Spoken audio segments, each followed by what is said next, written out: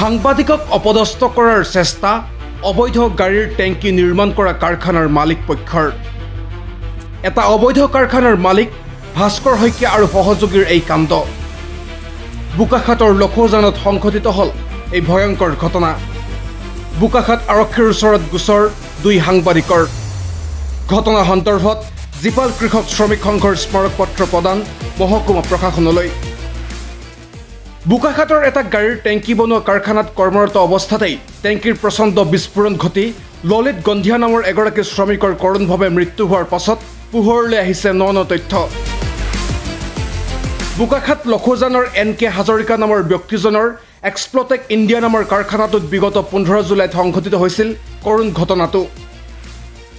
অভিযোগ অনুসৰি শ্ৰমিকৰ নিৰাপত্তা বীমা PF ESIC আদিৰ ব্যৱস্থা নকৰাকৈ যেন মৃত্যুৰ কাৰখানালৈ পৰিণত হৈছিল এক্সপ্লটেক ইণ্ডিয়া নামৰ কাৰখানাটো ইয়াৰ পাছতেই বোকাখাতৰ আন কেইবাটাও গাড়ীৰ টেংকি তৈয়াৰ কৰা কাৰখানাটো অনুৰূপ ঘটনা সংঘটিত হৈ থকাৰ তথ্য শেহতীয়াকৈ পোহৰলৈ আহিছে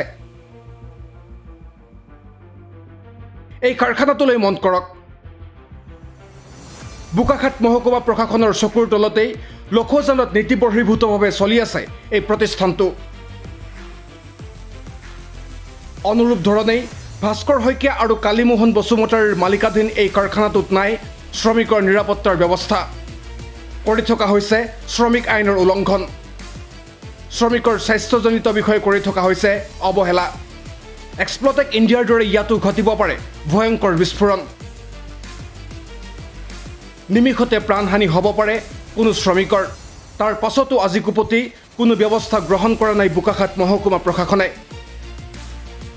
যাৰ বাবে এদিন পূৰ্বে উক্ত কাৰখানাটোলৈ ক্ষেত্ৰভিত্তিক অনুসন্ধানৰ বাবে যোৱা কাজিৰঙাৰ সাংবাদিক ধ্ৰুৱজ্যোতি সাহাৰ লগতে আন এগৰাকী মহিলা সাংবাদিকক অপদস্থ কৰি মোবাইল কাঢ়ি ল'বলৈ চেষ্টা কৰাৰ লগতে শাৰীৰিকভাৱে আক্ৰমণ কৰিবলৈ উদ্যত হয় কাৰখানাটোৰ মালিক ভাস্কৰ শইকীয়া সহ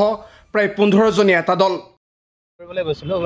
বোকাখাতৰ লক্ষজান নামৰ ঠাইটুকুৰাত এটা টেংকাৰ কাৰখানা আছিলে তাত আৰু বাতৰিটো আমি অকল ভিডিঅ'খিনি লৈছিলোঁ ৰাস্তাৰ পৰা লৈছিলোঁ হাইৱেৰ কাষতে লাগি আছিলে আৰু আমি হাইৱেৰ পৰা লৈছিলোঁ তাৰ পাছতে মোৰ এগৰাকী সতীৰ্থ আছিলে সেই সতীৰ্থগৰাকীক আৰু মোক আক্ৰমণ কৰিবলৈ উদ্যত হ'ল তাৰ কৰ্মচাৰীয়ে আৰু আমি যিমান দূৰ গম পাইছোঁ ভাস্কৰ শইকীয়া নামৰ এগৰাকী ব্যক্তিৰ সেই কাৰখানাটো আৰু ভাস্কৰ শইকীয়া নিজে আছিলে আৰু আমাক আক্ৰমণ কৰিবলৈ উদ্যত হ'ল আমি কোনোমতে তাৰ পৰা পলাই আহিছোঁ তাৰপিছত আমাক যথেষ্ট দূৰ খেদি গ'ল আৰু আমাক মোবাইল দলিয়াই দিছে বা তেনেকুৱা মাৰিবলৈ যত্ন কৰিছিল আমি ইতিমধ্যে সামগ্ৰিক গোটেই কথাখিনি আমি বোকাখাত আৰক্ষীক অৱগত কৰিছোঁ বোকাখাতৰ SDPO তেখেতে গোটেই বিষয়টো গুৰুত্ব সহকাৰে লৈছে আৰু অচিৰেই ব্যৱস্থা গ্ৰহণ কৰিব বুলি ইতিমধ্যে আমাক জনাইছে আমি সমগ্ৰ বিষয়টো নাজানো কিহৰ কাৰণে আমাক উদ্যত হৈছে বা কিহৰ কাৰণে আমাক আক্ৰমণ কৰিব লৈছে কিন্তু আমি এনেকুৱাকৈ এটা অনুভৱ কৰিছোঁ যে নুমলীগড় জুনিয়ৰ কলেজৰ কাষতে এই টেংকাৰ কাৰখানাটো আছে প্ৰথম কথাটো দ্বিতীয় কথাটো তাৰ কাষতে এটা অংগনবাদী কেন্দ্ৰ আমি দেখা পাইছোঁ অংগনবাদী কেন্দ্ৰ সম্ভৱতঃ তাত তেনেকুৱাকৈ আছে আৰু এই কথাবোৰৰ পৰা আমি কিবা অনুভৱ কৰিছোঁ বা ভাবিছোঁ যে এইটো চাগে কিবা এটা ইলিগেল ইয়াত নিশ্চিতভাৱে আছে যাৰ কাৰণে কি উদ্যত হৈছে কাৰণ আমি এনেকুৱা বহু ঠাইত বহু ধৰণৰ আমি বাতৰি কৰিছোঁ আমি বিভিন্ন সময়ত বাতৰি কৰি আছোঁ কোনো ধৰণৰ যদি কিবা খেলিমেলি নাথাকে কেতিয়াও এই ধৰণে আক্ৰমণ কৰিবলৈ উদ্যত নহয় আৰু যিহেতু আক্ৰমণ কৰিছে নিজে মালিকে নিজে আক্ৰমণ কৰিব আহিছে আমি মালিক বুলিকে আমি পাছত গম পাইছোঁ ভাস্কৰ শইকীয়া বুলিকে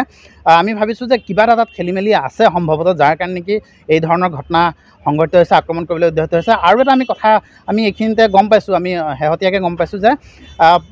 সিদিনা আজি 8 দিনমানৰ পূৰ্বে এটা ঘটনা ঘটিছিলে এটা টেংকাৰ বিস্ফোৰণ হৈছিলে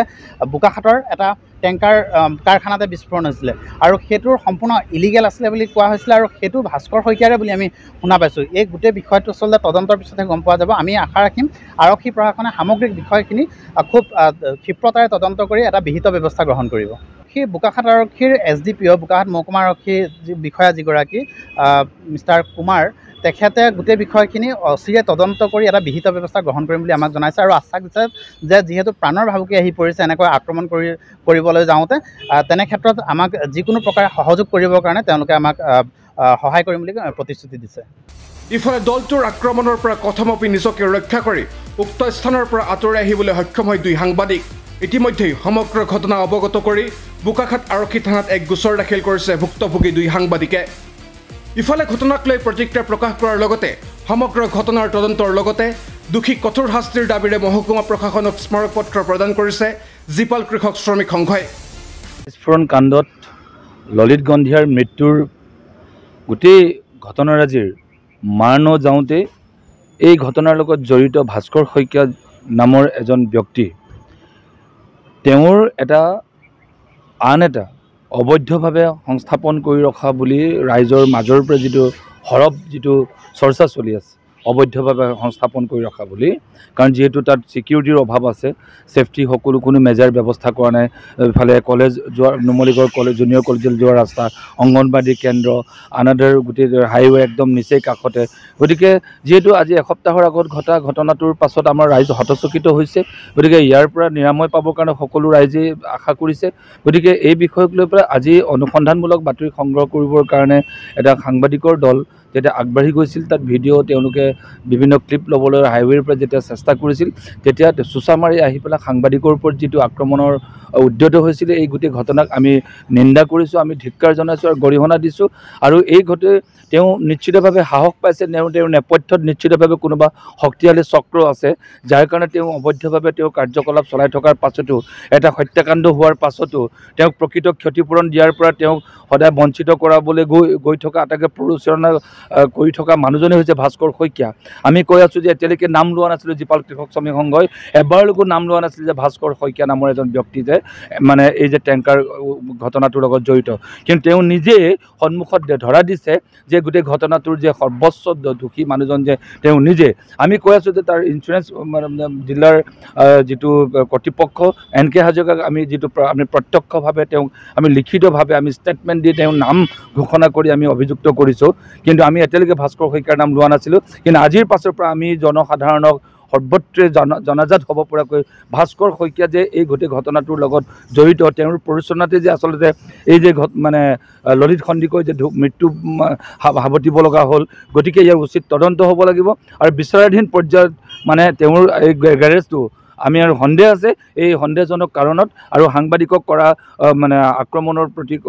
আক্ৰমণ কৰিবলৈ যোৱা এই অপৰাধৰ কাৰণে তেওঁৰ গেৰেজ সিল কৰক তদন্ত কৰক আৰু উচিত ব্যৱস্থা গ্ৰহণ কৰক আজি মহকুমা আৰক্ষী বিষয়ক যিহেতু সাংবাদিকে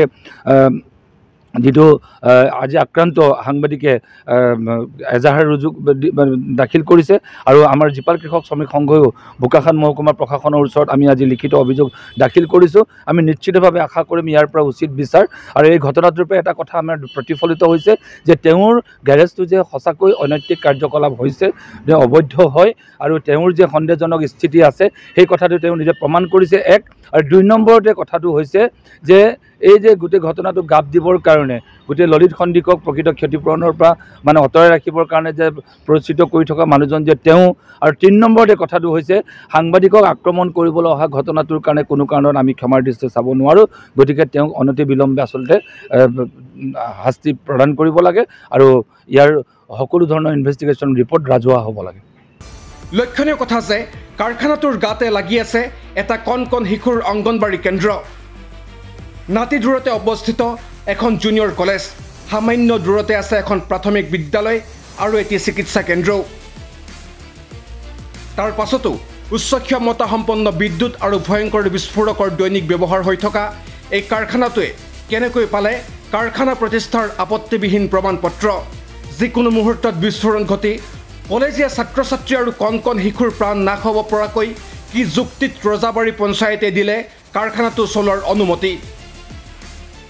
অদূৰ ভৱিষ্যতে যদি এক্সপ্লটেক ইণ্ডিয়াৰ শ্ৰমিক ললিত গন্ধিয়াৰ দৰে কোনো শ্ৰমিকে পুনৰ সাৱটি ল'বলগীয়া হয় ভয়ংকৰ মৃত্যুক ইয়াৰ আইনসন্মত দায়িত্ব ল'বনে স্বত্বাধিকাৰী ভাস্কৰ শইকীয়াই দায়িত্ব ল'বনে ৰজাবাৰী পঞ্চায়ত আৰু বোকাখাত মহকুমা প্ৰশাসনে বোকাখাতৰ পৰা পল্লৱ হাজৰিকাৰ ৰিপৰ্ট আপডেট নাও